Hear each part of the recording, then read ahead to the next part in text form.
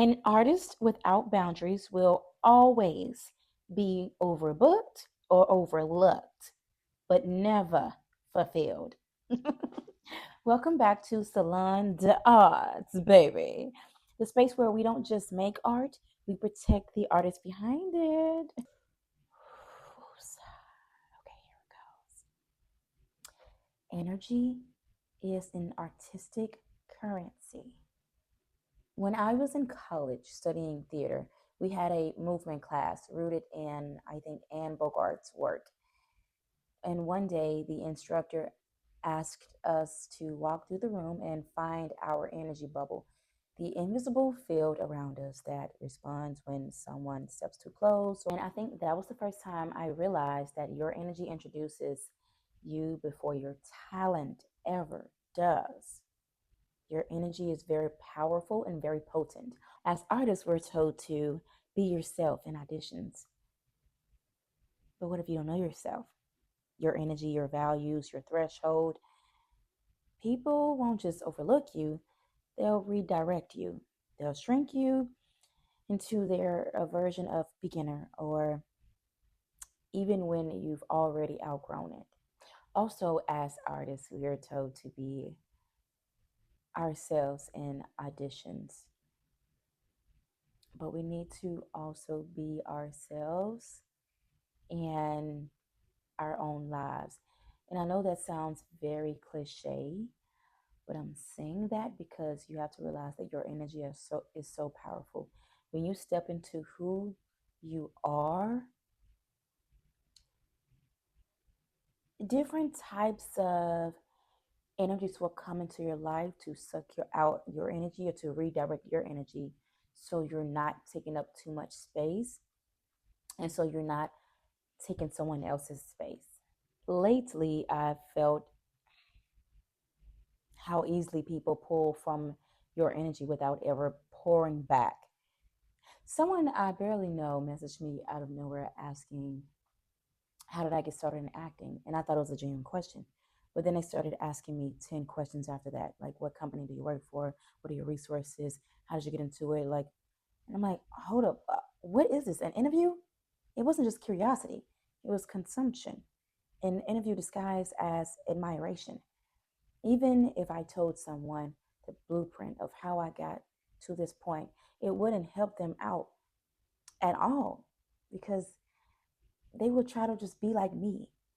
And knowing that they cannot be like me, the line that they think they're going to go through to get where I am, it's probably going to hit them into some bushes. And now let's just say that, okay?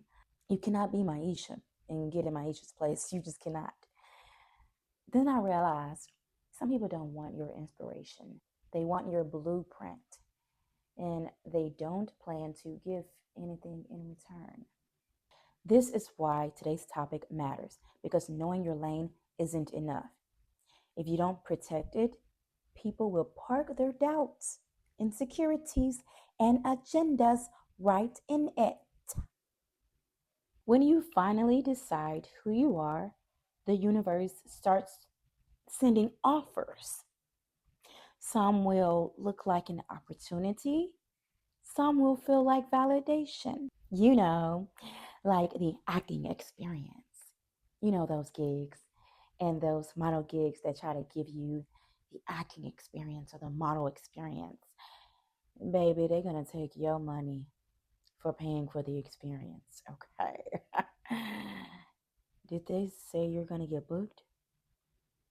Did they say they're going to get 10 or 20% from your booking? You get the rest? No, babe.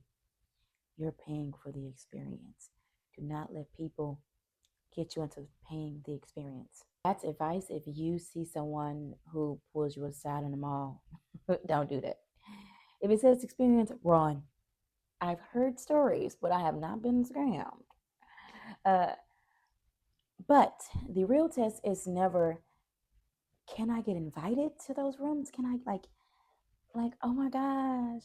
No, it's, can I choose what truly aligns? Like, does this align with me? Because anybody can invite you, baby. Especially if you got two hands and two legs and 2 feet. because everybody need a helping hand, right? Everybody's going to ask for help, and I need you to ask yourself. It'll be great to help, but is this a line for me? Like, what is this? What am I doing with this? I'm just moving these boxes, I don't know. I'm moving these bricks, moving these boxes. I actually signed up so I can be a host for this construction workshop. But now they got me moving boxes, and they're like, that's all what we do. But this is not what I signed up for. I didn't see how I wanted to be moving boxes in the first place. Sorry, I just went off tangent. But yeah, if you get it, you get it. This is when yes becomes a tool or weapon, and no becomes protection. So you say yes when you're like, this can really help me out or get to a certain point, or this will better me in some way. And you say no when you're using that decision to protect you from something that might harm you or might just keep you stagnant. And beware, the universe will often send proximity to your dream, something close, familiar, almost it, to see if you will settle.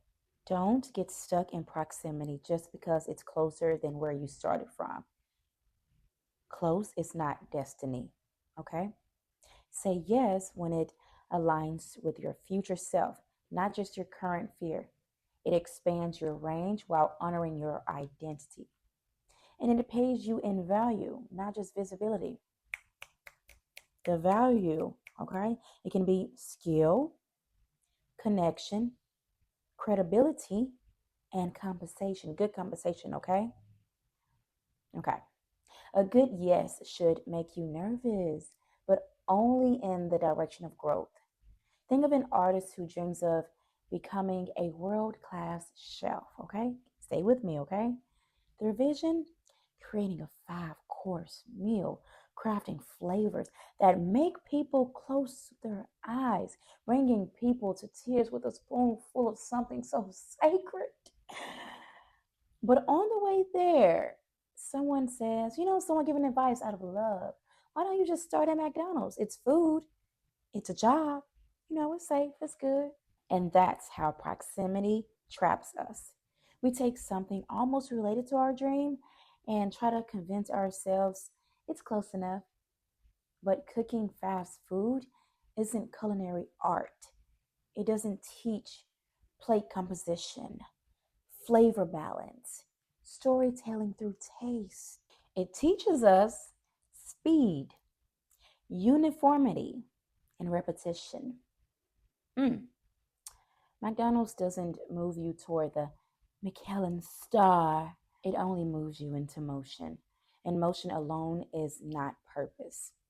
The smarter, yes, might be staying at your very nice corporate job while studying culinary techniques at night, or serving at a high end restaurant and studying how a chef describes the bacon so beautifully at every table. And suddenly, everybody orders it.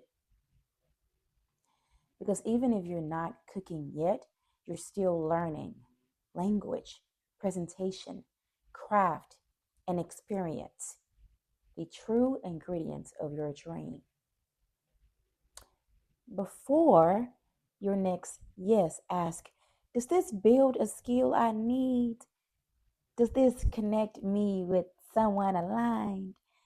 Does this add a trustworthy credit to my journey? Or am I being compensated for my sacrifice? And if it doesn't offer one of those four, it's not a step forward. It's a detour dressed as progress, okay? It's lipstick on a pig. The biggest thing I've learned, and I'm still learning to master to this day, is learning how to say no without guilt. A protective no is not rejection, it's self preservation. It guards your growth, your craft, and your dignity.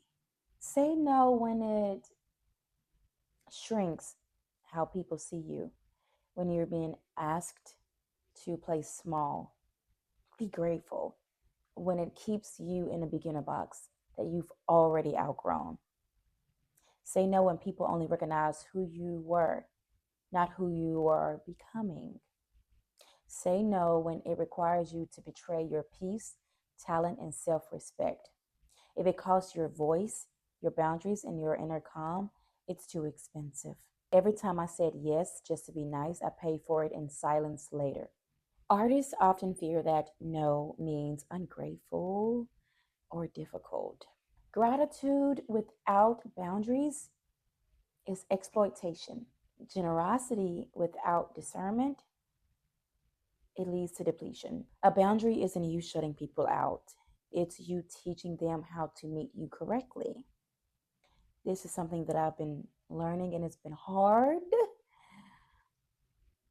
but I really need to own this Maisha code that's coming out. Here's the language that I want us to practice. That's not in alignment with me for right now. That's not in alignment for me right now. Oh, I appreciate it, but I'm just focused on work that builds my craft. I don't do that anymore. I'm sorry. I don't do that anymore. No. There will be people who say, who try to justify a very lame opportunity that's not paid. They will justify it and say, give you hope, give you faith. I'm a Christian. I have enough faith, okay, for something else. But there are a lot of other things that you can say. But I'm just letting you know these are a couple. And that concludes our episode for Salon, the art, when to say yes and when to say no. I really hope this helps to anyone of need, any of my artists who are trained, who have so much experience. You should not be doing any more experience. That's not paid. That's not giving you any value, okay? So I'm telling you this like I wish somebody would have told me so long ago. If you have any specific questions on being in the industry or being an artist, please let me know. I'll probably have, hopefully, if you comment on this video, I'll reply and answer any questions. But I just really want to create a space to where we are able to say no and we know who we are and we know what to say yes to and what to say no to. Especially for the artists, we have so many materials, very talented, the creme de la creme, okay? I'm talking to y'all. All right. So let me know what you are saying yes to and let me know what you are saying no to. I would like to hear it, but do not tell me all your business, okay? That's the Jesus. Thank y'all so much. You have a great day.